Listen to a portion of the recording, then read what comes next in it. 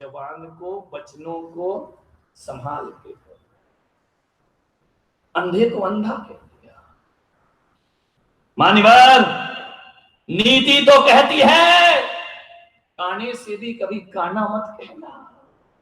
हमारी नीति तो कहती है, हमारे देश की परंपराएं तो कहती हैं, हम अंधे को अंधा नहीं कहते, अंधे को सूरदास कह करके बुलाया करते हैं, अंधे को नयन सुख कह करके बुलाया करते हैं, अंधे को प्रज्ञा चक्षु कह करके बुलाया करते। एक सभ्यता की वाणी है, एक वाणी वो है अंधे का पुत्र अंधा, और एक वाणी ये है हे प्रज्ञा चक्षु ध्यान रखिए, अमृत भूल जाता है।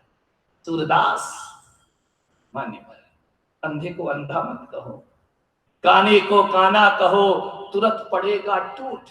कोई काना व्यक्ति है तो ये मत कहना एक काने इधर आ, काने को काना कहो तुरंत पड़ेगा टूट, और धीरे धीरे पूछ लो कैसे गई थी फूट। ध्यान रखिए, धीरे धीरे पूछ लो कि भाई साहब एक आंख कैसे खराब हो गई। इस शैलियां हैं जीवन जीने। आपने वो देखा एक टीवी पर, अखबारों में, किसी चिड़ियाघर में एक वो होता है चिंपांजी, जानते हैं, काला बंदर। चिंपांजी मनुष्य की तरह ही होता है। कभी देखना उसको टीवी पर, किसी चिड़ियाघर में जाकर के देखना, उसकी सारी हरकतें आदमियों की तरह है। वो दो पैरों से चल भी लेता है, वो बच्चे को गोद भी उठा लेता है, वह खाता भी इंसान की तरह है, सब कुछ इंसान की तरह है उसमें। एक चिंपांजी और आदमी में 2% जीन्स का फर्क है, बस ध्यान रखो। उन दो बातों के कारण चिंपांजी जानवर बन गया, और दो बातों के कारण ये इंसान बन गया। और कोई फर्क नहीं है, सब कुछ वही है उसका। आप हाथ मिलाओगे वो भी हाथ मिला लेगा, आप खाने को दोगे वो भी आपसे मांग लेगा, खा लेगा, आपके साथ साथ घूम लेगा, वैसे ही सोएगा, वैसे ही रहेगा, सब कुछ वैसे ही करता है। दो बातों में वो बंदर बन गया। ध्यान रखना, उसमें दो चीज की कमी है। एक चीज की कमी तो वो इसलिए है क्योंकि वो आदमी की तरह सोच नहीं सकता, और दूसरी बात की कमी उसमें ये है वो आदमी की तरह बोल नहीं सकता, इसलिए वो बंदर है। और मैं आपसे कहता हूं, यदि आप भी अपने मनुष्य जन्म पाने के बाद यदि आदमी की तरह बोलना ना आया और आदमी की तरह सोचना ना आया, तो आप भी शकल से तो इंसान हो सकते हैं, लेकिन अकल के किसी चिंपांजी से कम नहीं हुआ कर। बोलना सीखो, बहुत जरूरी है। ध्यान रखना, वाणी का बड़े प्रभावी ढंग से प्रयोग करना चाहिए। प्रभावी ढंग से प्रयोग करोगे सारी दुनिया अपनी हो जाएगी। एक बात बताओ, तुम लोग यहाँ किस लिए आ रहे हो? मैं रुपया दे रहा हूं, पैसे दे रहा हूं, नोट दे रहा हूं, रोजगार दे रहा हूं, क्या दे रहा हूं? मैं आपके दुख हर रहा हूं, मैं आपके कष्ट भी नहीं मिटा रहा हूं, मैं कोई मंत्र तंत्र बांध बूंद के कुछ दे रहा हूं, ये भी नहीं दे रहा हूं। ध्यान रखना, मैं कोई आश्वासन नहीं दे रहा हूं, मैं ये भी नहीं कह रहा हूं कि तुम्हारे घर में धन की बरसात कर दूंगा, मैं ये भी नहीं कह रहा हूं तुम्हारे बच्चों को नौकरी दे दूंगा, मैं ये भी नहीं कह रहा हूं जिसको संतान नहीं होती उसकी संतान पैदा करा दूंगा, जिसका व्यापार नहीं चलता उसका व्यापार करा दूंगा। ये सब आश्वासन मैं नहीं दे रहा हूं, ध्यान रखना। और ये सब चीजें मैं करता भी नहीं हूं, लेकिन फिर भी बरसते पानी में, अभी मिलिंद जी ने कहा कि बहुत से लोग नहीं आए। मिलिंद जी जो नहीं आए उनको छोड़ो, जो आए हैं उनका स्वागत करो, उनको धन्यवाद प्रदान करो। मान्यवर ध्यान रखिए, ये तो आए हैं इतनी बरसात में भीगते हुए, सब कामों को नजरअंदाज करते हुए। एक बात बताओ मेरे भाई, आपसे निवेदन है, क्यों आए हैं आप? मैं कुछ दे रहा हूं? नहीं दे रहा हूं, क्या सुनने आए हैं? ध्यान रखना, मीठी वाणी बोल रहा हूं, इसलिए अब किसी चीज की चाहत नहीं। दुनिया में सबसे बड़ी चाहत यदि किसी की होती है तो मीठे शब्दों की लोगों को चाहत हुआ करती है। और मेरे पास खाने के बतासे तो नहीं, लेकिन वाणी के बतासे बांटा करता हूं। बस उसी के वशीभूत लोग आज जो यहाँ नहीं है वो टीवी पर सुन रहे हैं, घरों में बैठे हैं, दिन भर कमेंट्स आते हैं, लोग सुन रहे हैं उसको ध्यान से। वाणी मीठा बोलना, प्रभावी ढंग से अपनी वाणी का प्रयोग करना। एक बात याद रखना, किसी गरीब की लड़की भी घर में आ जाए, दहेज लेकर ना आए, लेकिन यदि वो मीठा बोलती है ना बहू बन करके, मैं पूरा विश्वास है मुझे, बिना दहेज और बिना पैसों की लड़की भी आ जाए तो अपनी ससुराल में राज किया करती है। ध्यान रखना, दहेज कौन पूछता है, कितना पैसा मिला है ससुराल से, कोई नहीं पूछता। आकर के लोग जब तुम्हारे घर में आके बैठते हैं तो केवल बहू का व्यवहार देखा जाता है, उसकी वाणी देखी जाती है, और कुछ नहीं देखा जाता है। मान्यवर, वाणी का जीवन में बहुत महत्व हुआ है। एक आदमी की दुकान बहुत चलती है कि नहीं चलती है, माल वही है, कीमत वही है, स्थान वही है, आजू बाजू दुकान है, एक ही जगह पर है, एक के यहाँ बहुत चलती है, एक की दुकान बंद रहा करती है। मैंने पूछा कि ऐसा क्यों है, तो बोले इसलिए कि एक का भाग्य है, एक की मेहनत है। मैंने कहा एक बात ध्यान रखना, मैं नहीं मानता कि दुकान व्यापार किसी भाग्य और मेहनत से चलता है। अरे चलता होगा, लेकिन मैं पुलक सागर कहता हूँ, भाग्य और मेहनत के साथ यदि हमारा व्यवहार जुड़ जाए तो व्यापार अपने आप चलने लगता है। पूरा व्यापार व्यवहार से चलता है। महावीर स्वामी नयन पथगामी भवतु मे, महावीर स्वामी नयन पथगामी भवतु मे। प्रथम तीर्थंकर ऋषभदेव भगवान की, भगवान महावीर स्वामी की, परम पूज्य गुरुदेव आचार्य श्री पुष्पदंत सागर जी महाराज की, अहिंसा परमो धर्म की।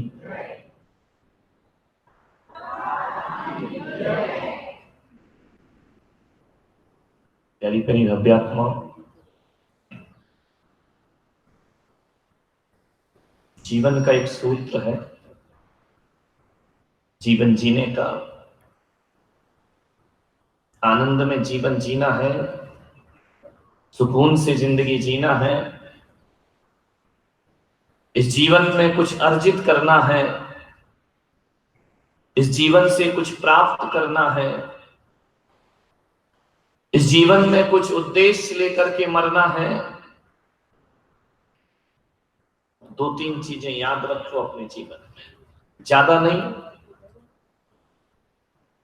दो तीन बातों से जीवन संवर सकता है। जी,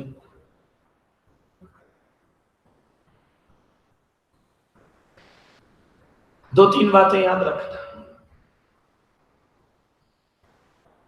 कहो वही जो सच्चा हो, करो वही जो अच्छा, कहो वही जो सच्चा हो, करो वही जो अच्छा हो, बोलो वही जो मीठा हो, गाओ वही जो गीता हो, देखो वही जो सत्यम शिवम सुंदरम हो, खाओ वही जो प्रसाद हो, पियो वही जिसमें अनहद नाद हो, चाल वही जिसमें चरित्र हो, और काम वही जो पवित्र हो। ये जीवन का सूत्र होना चाहिए। ऐसी चाल चलो जिसमें चरित्र झलकता हो, और ऐसा काम करो जिसमें पवित्रता दिखाई दिया करे। मान्यवर, मिठाई तो हर बार मीठी बनती है, मिठाई तो हर बार मीठी बनती है। आओ यहां बैठकर व्यवहार मीठा बनाए, जुबान मीठी बनाए, तो हमारा जीना सार्थक हो। ध्यान रखना, जीव एक है, कान दो है। विचार करना, जीव एक है, काम दो है। वह संदेश दे रही है प्रकृति हमको कि सुनो ज्यादा, बोलो,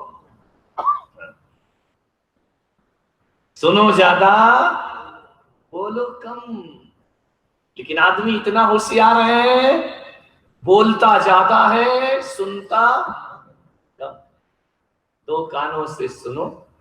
वैसे तो कहा जाता है कि महाराजों के प्रवचन इस कान से सुनो, इधर से निकालो। ध्यान रख मान्यवर,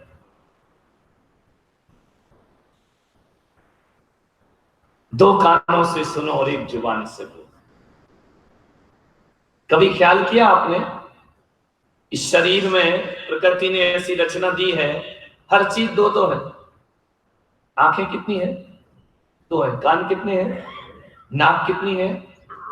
एक। एक कर दोगे तो रामदेव बाबा का क्या होगा?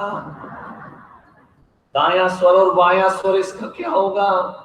है नासा छिद्र तो दो है ना। हाथ कितने हैं? पैर कितने हैं?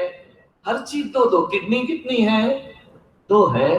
लेकिन एक बात रखना, पूरे शरीर में हर इंद्री दो दो है, केवल एक रसना इंद्री जुबान है जो एक हुआ करती है, ध्यान रखना। लेकिन बड़े मजे की बात है, प्रकृति की इन व्यवस्थाओं को यदि हम देखें तो दो आंख हैं, काम कितने करती है? दोनों आंख काम कितना करती है? एक। दाई आंख भी देखती है और बाई आंख भी। कान दो है लेकिन काम कितना करते हैं? ये काम, एक कान क्या करता है? बोलो ना, नहीं दे रहा सुनाई। अभी ताई लगाने वाली है कान वाला भी, ध्यान रखना। ये कान क्या काम करता है? ये वाला इंद्री दो, काम एक। आंखें दो, काम एक। हाथ दो है, ये भी छूने का काम करता है, ये भी छूने का काम करता है। पैर दो है, वह दोनों पैर चलने का काम करते हैं। ध्यान रखना, जो दो दो इंद्री है वो एक काम करती है, और जुबान एक है लेकिन दो काम करती है। ध्यान रखना, सोचना, व्यवस्था को देखो। जो अकेली है वो डबल काम करती है। इसके दो काम है, एक तो चखना और एक बकना। तो काम करती है। एक तो दिन भर चखती है, और लेकिन इतनी होशियार, इतनी होशियार, चखती तो मीठा मीठा है और बकती, बोलो, बड़ा तीखा बोलती है मेरे भाई। बड़ा गजब किया है इस सारी दुनिया में, पूरे जीवन में सबसे ज्यादा चमत्कार जुबान के हुआ करते हैं। ये लीला है, ध्यान रखना। मुंह के अंदर बैठी है, सारा काम यही करवाती है। आदमी कितना बोलता है, कितना बोलता है, कितना बोलता है, बाप रे बाप बोलते। और महिलाओं का तो कुछ नहीं मत। कहा जाता है ना, जहां दो महिला बैठी हो वहां शांति नहीं हो सकती। जाना कुछ ना कुछ, कुछ ना कुछ। ये तो मेरा सौभाग्य है। एक आदमी ने बोला, महाराज आप बड़े किस्मत वाले हैं। मैंने कहा क्यों? बोले दो महिलाएं शांत नहीं बैठती हैं, पहली बार इतनी सारी चुप बैठी गई हैं। ध्यान, नहीं तो महिलाएं कभी शांत होती नहीं। यहाँ की महिलाओं की बात नहीं कर रहा हूँ, बारामती वाली कर रहा हूँ। तुम्हारी बात तो अगले चतुर्मास में करूंगा, क्योंकि अभी मुझे यहाँ रहना है।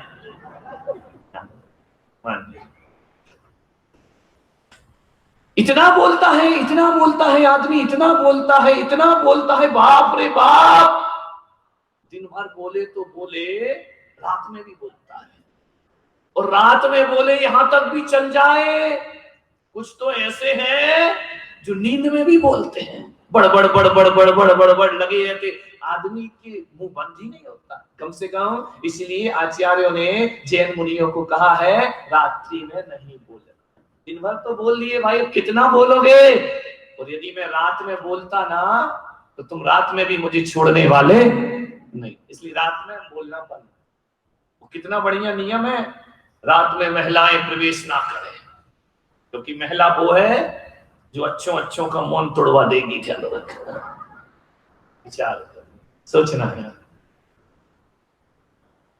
बोलो। आदमी बोलना कितने उम्र में सीख जाता है? कितने साल में बोलने लगता बच्चा? ये बताओ ना भाई, मुझे कोई एक्सपीरियंस थोड़ी है। 1 साल में? बहुत बढ़िया।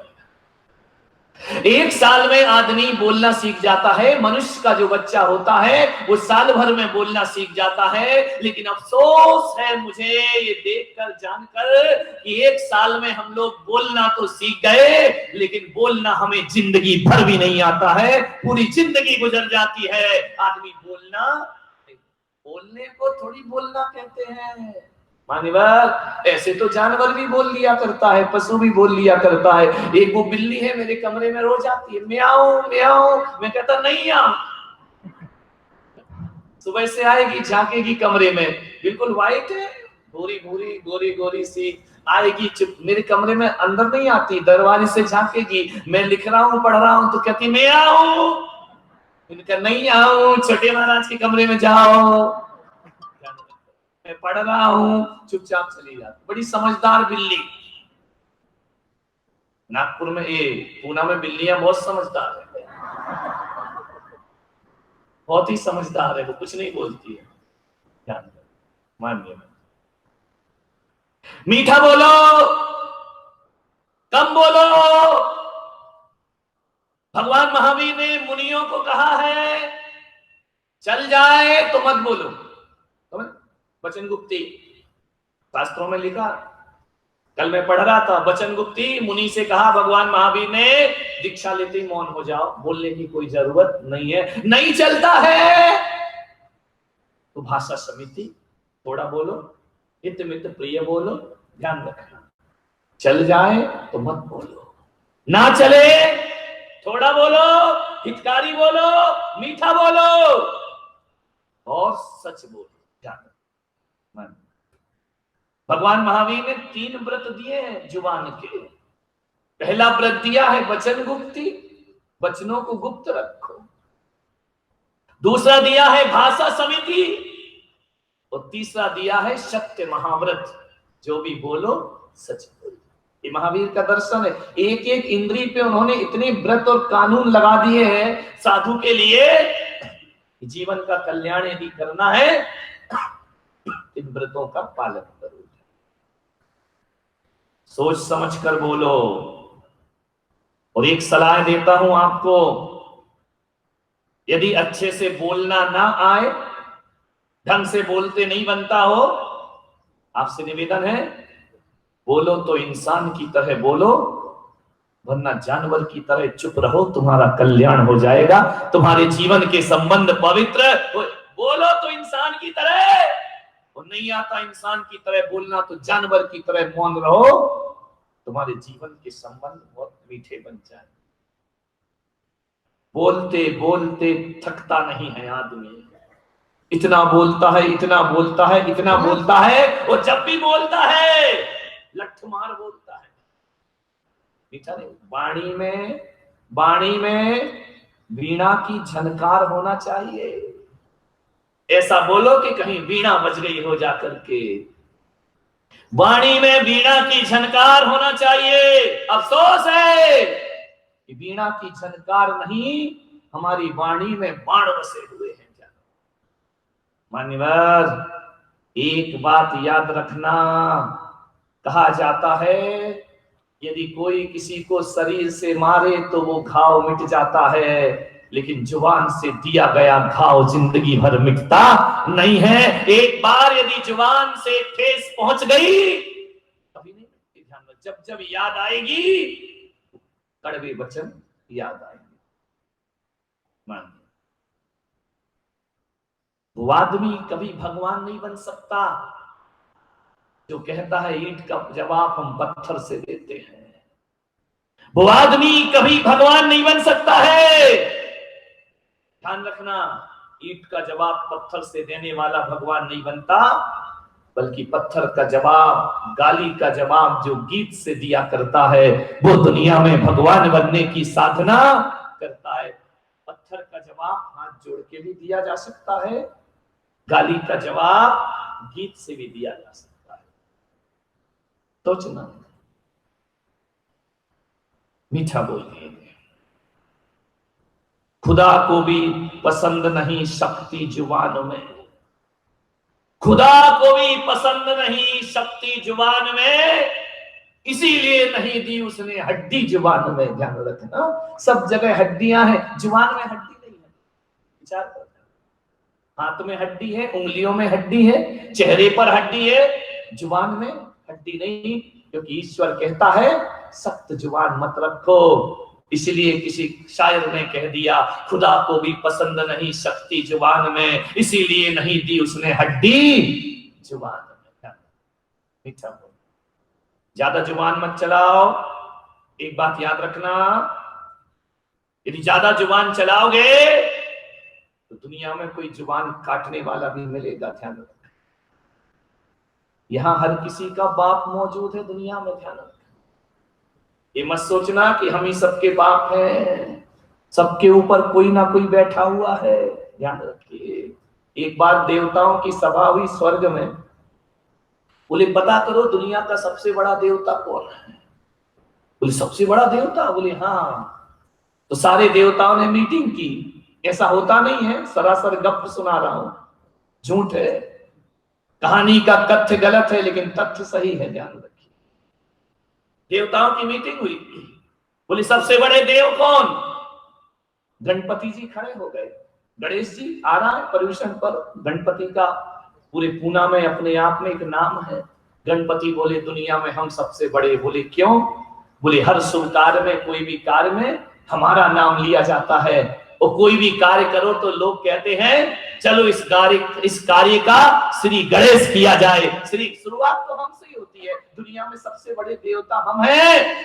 सारे देवों की संसद बैठी हुई थी, उन्होंने कहा बात तो सही है कि जो भगवान गणेश को मानता है वो तो अलग है, जो नहीं मानता है वो भी कहता है कि इस कार्य का श्री गणेश किया जाए, ध्यान रखिए। तो बोले पास करो कि गणेश सबसे बड़े देवता हैं। शिव जी महाराज बाजू में बैठे थे। बोले ए गणेश तुम काहे का बड़ा? अरे गणेश जी बोले क्यों? बोले तुम काहे का बड़ा? देख हम तेरा बाप खड़ा है। तो गणेश जी बोले यार बाप बेटे का मामला है, चुप रहो। तो महादेव बोले यार दुनिया में सबसे बड़े हम हैं। शिव ने कहा पास करो प्रस्ताव की दुनिया के सबसे बड़े देवता हम हैं। ध्यान रखना, इस दुनिया में सबका कोई ना कोई बाप खड़ा हुआ है, ध्यान रखना। शिव ने कहा कि सबसे बड़े हम हैं। हिमालय वहीं बैठा हुआ था। हिमालय आया, कैलाश आया, उसने कहा शिव जी तुम काहे का बड़ा? तुम तो हमारे हृदय में पड़ा, तुम तो हमारे अंदर बैठ के तपस्या करते हो, साधना करते हो। हिमालय दुनिया में।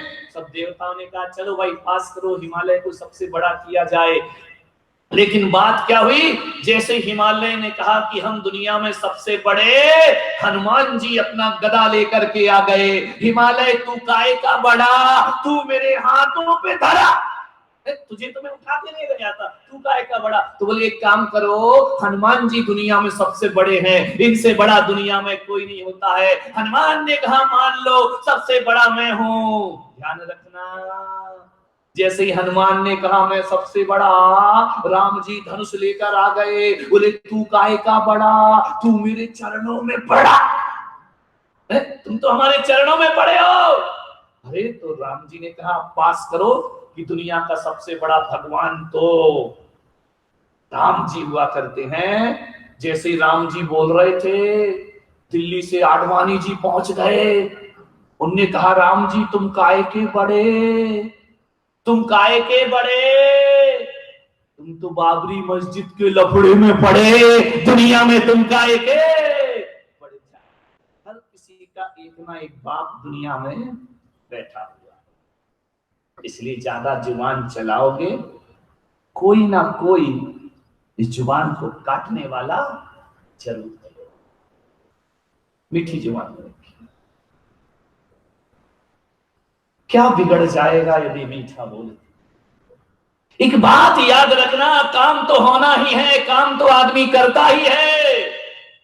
एक बात ध्यान रखना, बोलने का सलीका अच्छा हो, बोलने का तरीका अच्छा हो, वह काम तुमको भी सुख देता है और करने वाले को भी सुख प्रदान किया करता है। तुलसी मीठे बचन ते सुख उपजत चहु और, वशीकरण एक मंत्र है तज दे बचन कठोर। दुनिया को बस में कैसे किया जाता है? ना मंत्र से किया जाता, ना तंत्र से किया जाता है। इस दुनिया को यदि कोई बस में करता है तो ध्यान रखना मीठी जुबान से सारी दुनिया बस में हो जाती है। अरे शब्दों में तो वो ताकत हुआ करती है। यदि कोई सपेरा मीठी धुन बजा देता है तो जहरीला नाग भी उसके बस में। शब्द की मिठास कौन पसंद नहीं करता। एक हिरण भी संगीत सुनता है, हमेशा को बस में हो जाता है इंसान के। अरे मीठी भाषा तो पशु भी समझते हैं, मीठी भाषा तो जानवर भी समझा करता है। एक गाय को प्यार से बुलाओ तो पास आती है, और दुत्कारो तो गाय दूर भाग जाती है। मिठास, पानी में मिठास समझती, ध्यान रखना। मीठा बोल, आदमी बोलता कम है, बकता ज्यादा है, और जब वह बकता है, चिल्लाता है, उसे होश नहीं रहता है। एक बार की घटना आपको मालूम होगी, हस्तिनापुर,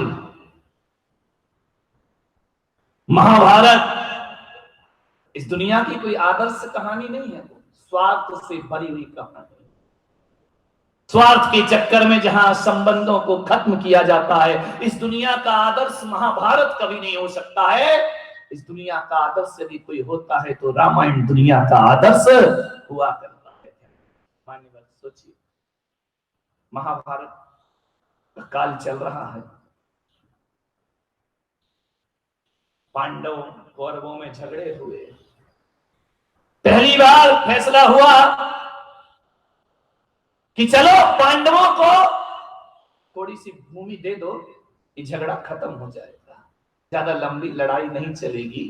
पांडव भी बड़े सरल थे, उन्होंने कहा ठीक है पितामह भीष्म, जो आप फैसला करें हमें मंजूर है। दुर्योधन को तो मंजूर नहीं था। दुर्योधन से कहा गया कि इनको कुछ स्थान दे दो, थोड़ी सी जमीन दे दो।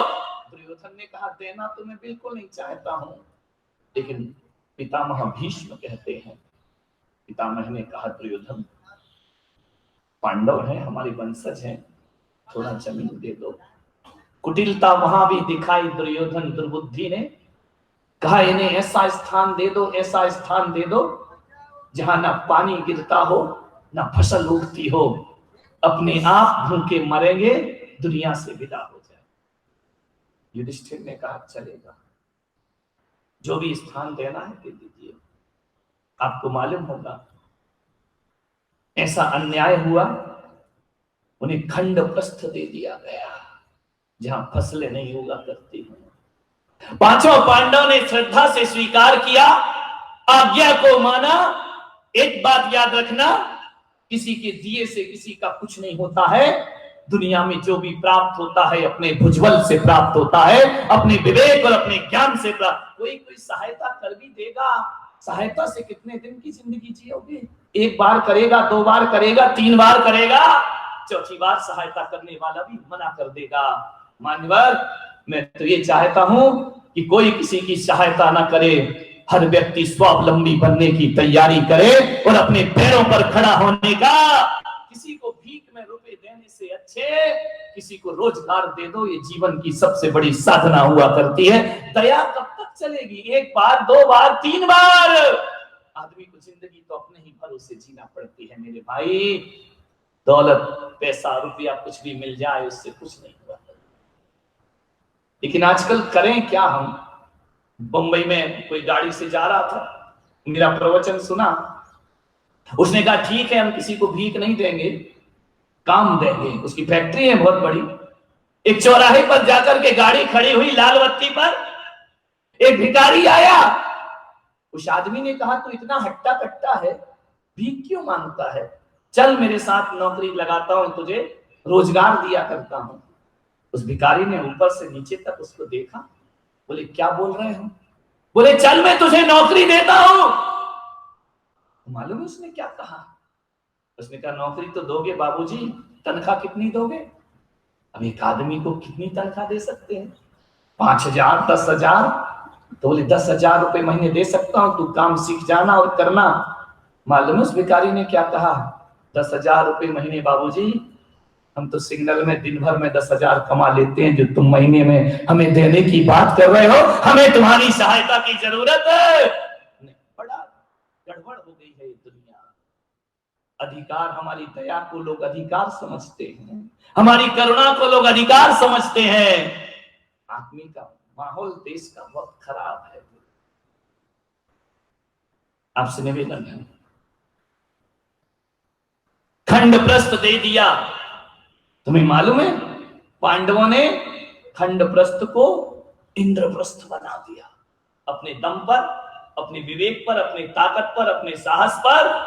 जो खंडर था, रेगिस्तान था, इतना सुंदर इंद्रप्रस्थ में महल बनाया, इतना सुंदर महल बनाया, इतना सुंदर महल बनाया, पूरे हस्तिनापुर में इसकी खबर पहुंच गई कि पांडवों ने बड़ा खूबसूरत महल बनाया है, बड़ा अजीब महल बनाया है।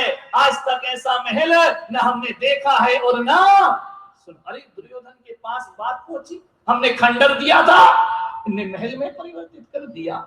सारे लोग इंद्रप्रस्थ देखने जा रहे हैं। इतना अद्भुत कला, कैसा आर्ट था उस समय का, वह बनाया।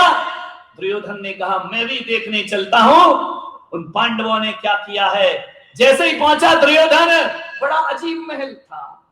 जहां पानी दिखता था वहां सूखा होता था, और जहां सूखा दिखता था वहां दृष्टि भ्रम वाला वह महल था। दुर्योधन ने कहा अरे चलो देखते हैं क्या बनाएंगे, हमारे हस्तिनापुर से अच्छा महल दुनिया में किसी का नहीं। पहुंचा दुर्योधन इंद्रप्रस्थ। जैसे ही पहुंचा, क्या देखता है, बड़ा खूबसूरत महल, आंखें फटी की फटी रह गई। इतना सुंदर महल इन दर दर के भटकने वाले लोगों ने बना दिया। जैसे ही अंदर पहुंचा तो उसे दिख रहा था यहां पानी है, बड़ा संभल संभल के चला, लेकिन वहां पानी तो था नहीं। अरे उसने कहा मूर्ख बना दिया, धोती पकड़ के चला कि मैं गिर नहीं जाऊं, धोती पकड़ के चल रहा, लेकिन वहां पानी तो है ही नहीं। थोड़ा और आगे बढ़ा, अरे बोले सब सूखा है, टाइल्स लगे हैं, मार्बल लगा है, चला जा रहा है, अब क्या धोती पकड़ना, चला जा रहा है बेसुध होकर के। जैसे ही आगे बढ़ा, पानी में छपाक से गिर गया। झरोखे में द्रौपदी खड़ी थी। द्रौपदी ने देखा पानी में गिर गया। उसने कहा वाह देवर जी, ये क्या हुआ। कर्म से शर्मिंदा हो गया दुर्योधन, पानी में वस्त्र गीले हो गए। द्रौपदी ने अट्ठास किया, और अट्ठास करके व्यंग्यवाण उस समय कहे कि तुम तो गिरोगे ही गिरोगे, तुम्हें क्या दिखाई देगा, अंधे का पुत्र आखिर अंधा ही। वो एक शब्द ध्यान रखना, अंधे का पुत्र अंधा ही होगा। बस एक शब्द महाभारत की रचना करके चला जाता है। दुर्योधन ने कहा कि द्रौपदी, तूने इतना बड़ा तीखा व्यंग मुझे दिया है कि अंधे का पुत्र अंधा होगा। आज ये दुर्योधन इस अपमान का बदला लेगा। आज मेरे वस्त्र गीले हुए हैं, आज ये दुर्योधन एक सौगंध लेकर जा रहा है, जिसको तुमने अंधे का पुत्र अंधा कहा है, एक दिन उसकी ताकत तुमको देखने को मिलेगी। एक दिन वो आएगा। आज मैं यहाँ लज्जित खड़ा हूं, एक दिन भरी सभा में तुझे लज्जित ना करूं तो दुर्योधन मेरा नाम ध्यान रखना। द्रौपदी का एक शब्द महाभारत की रचना करके चला जाता है।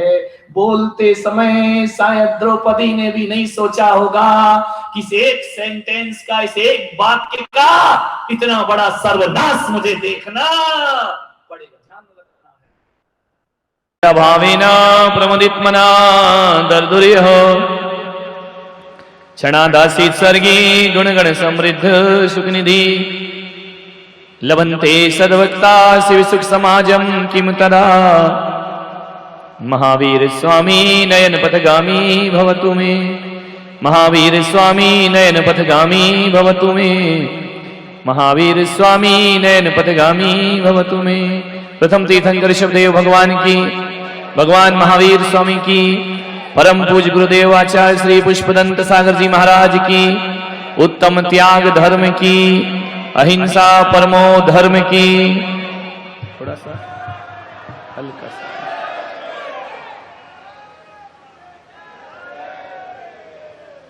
प्यारी प्यारी भव्य आत्मा, उत्तम त्याग का दिन है।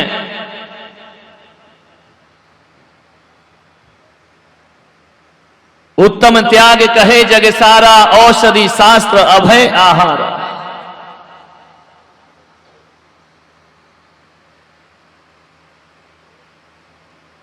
श्रमण भगवान महावीर ने संपूर्ण मानव जाति को एक संदेश दिया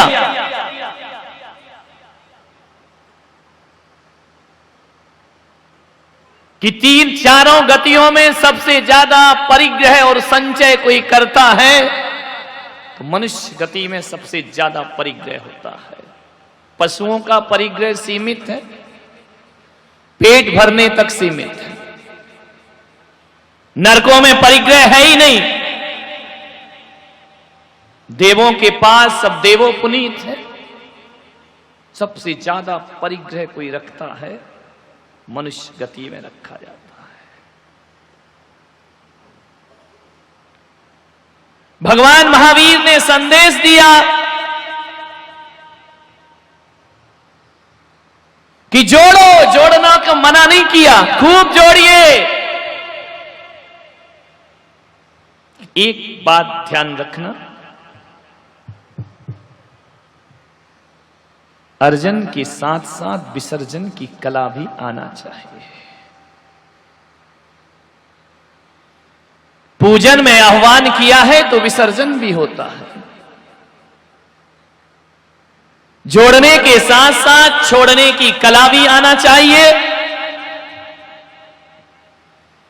और जो दुनिया में जोड़ते ही जोड़ते हैं, छोड़ते नहीं हैं, महावीर कहते हैं उनकी जिंदगी डूब जाती है, उनकी नैया डूब जाती है। अरे जोड़ो और छोड़ो, जोड़ना और छोड़ना, यही जैन दर्शन का एक साधना है गृहस्थ के लिए। इको कम, जोड़ना और छोड़ना। जो जोड़ते ही जोड़ते रहते हैं, छोड़ने के भाव नहीं लाते हैं, उनकी नाव डूब जाया करती है। 23 घंटे जोड़ते हो तो 1 घंटे छोड़ने की ताकत रखो। उत्तम त्याग धर्म है। भगवान महावीर हो या मर्यादा पुरुषोत्तम राम हो, महात्मा बुद्ध हो, कोई भी महापुरुष हो, अवतार पुरुष हो, इस धरती पर यदि पूजा जाता है तो जोड़ने के कारण नहीं बल्कि छोड़ने के कारण दुनिया में उसकी पूजा होती है। हम उस देश के लोग हैं जहां हमने राजनेताओं की सिंहासन पर माथे नहीं झुकाए हैं, बल्कि हमारे देश के लोग तो वो लोग हैं कि बड़े बड़े राजनेता भी संतों की समाधि पर अपना शीश झुकाया करते, संत के चरणों में झुकते हैं। प्रधानमंत्री, राष्ट्रपति यदि यहां आ जाए, कौन किसको शीश झुकाएगा? त्याग को ये दुनिया शीश झुकाती है। छोड़ना तो पड़ेगा, या मौत छुड़ाए या तुम छोड़ो। मौत छुड़ाएगी तो धक्के मार के बाहर करेगी, मरघट में ले जाके पटकेगी। मौत यदि छीनती है तो मरघट में ले जाके डालती है, और मौत से पहले यदि हम छोड़ते हैं तो मोक्ष में जाकर बैठ जाया करते हैं। छूटेगा तो पक्का है, अकेले ही जीना है, कुछ भी साथ नहीं जाएगा, सब छूटेगा। समझदारी इसी में है कि मौत छुड़ाए उससे पहले छोड़ दिया जाए। कोई कुछ लेकर नहीं जाएगा।